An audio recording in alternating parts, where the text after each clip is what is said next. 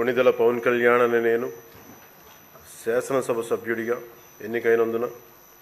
శాసనం ద్వారా నిర్మితమైన భారత రాజ్యాంగం పట్ల నిజమైన విశ్వాసం, విధేయత చూపుతానని, భారతదేశ సార్వభౌమాధికారాన్ని, సమగ్రతను కాపాడుతానని, నేను స్వీకరించబోయే కర్తవ్యాన్ని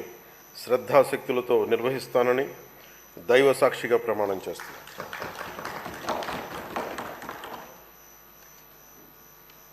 కొణిదెల పవన్ కళ్యాణ్ అనే నేను ఆంధ్రప్రదేశ్